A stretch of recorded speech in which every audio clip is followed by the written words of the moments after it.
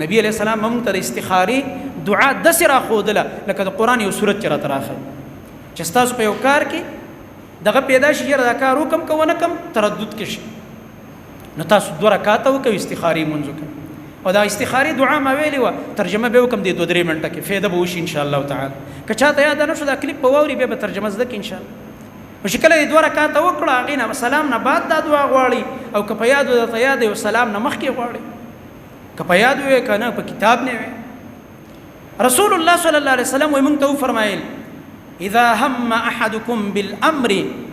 فليركع ركعتين من غير الفريضه کله چې تاسو باندې یو کار ډیر مهم او اهم کار دی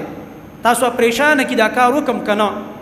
نو د فرض نه غیر 2 رکعات تاسو وکړه او بیا دی یو انسان دا دعا وغواړي چې اللهم اني استخيرك بعلمك واستقدرك بقدرتك اللهم اني استخيرك يا الله زستانه خير طلب کوم خير د نغواړم بعلمك استاد علم په وجه زکه ټول علمونه تاسو سره د دې کار کې خیر شته کنيشته ته پويږي یا الله واستقدرك بقدرتك او یا الله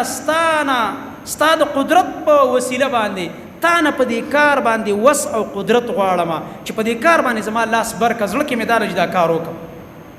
واسالك من فضلك العظيم او یا الله زستانه لوی فضل ستا غواړم چې تمام من خپل فضل وک خیر را ترى نصیب فانك تقدر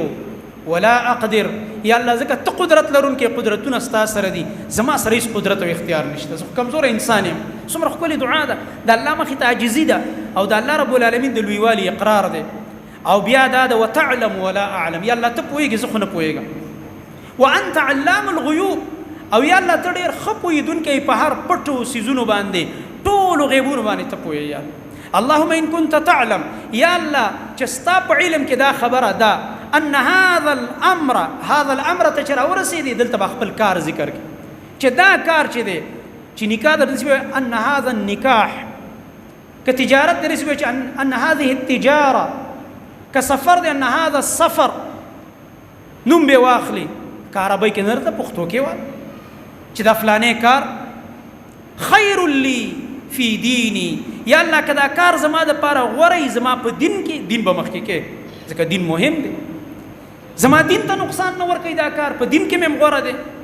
او ومعاشي او زما د ژوند چې کوم اسباب دی او دنیا ده دې کې بد نه دی خدای رااله وعاقبت امری او زما د کار چې کوم انجام دی د انجام په لحاظ دا کار خدای سبد انجام سره پکې نه مخامخ کېږم او خدای زما د پاره نو یا الله فقدره لی یا الله دا کار زما د پاره مقرر کا مقدوری کما د پاره او ويسره لی یا الله را تاسانه کا زما په وصبر کا او دا کار را تاسان کا یا الله څومره خپل دعا ده او بیا ثم بارک لی فيه بیا را لپاره الله برکت واچو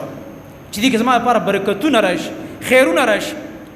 اوس دې په مقابل کې وان كنت تعلم او یا الله ستا په علم کې دا خبره ده ان هذا الامر چې دا کار چې دلته بیا دا کار نوم واخلي سفر نکاح تجارت ملګری سره شراکت فلان کار شر لی یا الله دا کار زما د پاره شر دی فی دینی زما په دین کې کدا کار وشي زما دین خرابوي ومعاشي د دنیا معاش امر له تباکی ژوند امر له خرابوي وعاقبت امری او انجام هم خراب دی الله زما انجام هم خرابېږي د کار سره او بیا یو فرمایل فصرفه عني یا الله نو دا کار زمانه واړه دا کار زمانه ځکه نقصان دی شر پکې دی دین مم خرابوي د دنیا ژوند مم خرابوي انجام مم خراب دی نو فصرف عني یا الله دا کار زمانه واړه واصرفني عنه مام تی واړه یا الله زما دا توجه دا زړه مم تی واړه دی کار توجه مرته پیدا شوی دا چې وې کما او که شری نقصان دی دین دنیا انجام هر لحاظ سره ما د پاره نقصان زما زړه تی الله واړه او دا کارم زمانه واړه چې ونشي خدا وقدر لي الخير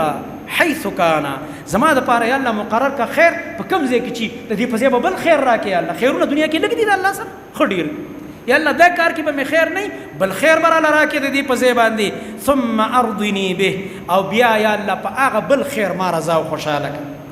ځکه کله کله زړه کې د سر راځي کنه چې ګوره کار ونه شو یار اسما زړه کې راغلی نو په دې بس تاسو له خوشاله شي الله دا ونه شو د دې نه غټ خیرونه تاسو راشته الله د دین ډیر د خوشحالي کارونه تاسو راشته یا الله بل خیر د دې په زیرا کا او پاغي مې رضا او خوشاله کا پاغي زما د زړه راټول کا یا الله پاغي زما د زړه مطمئن کا یا الله چې دا خبره مې بالکل د زین نوځي او یې رمش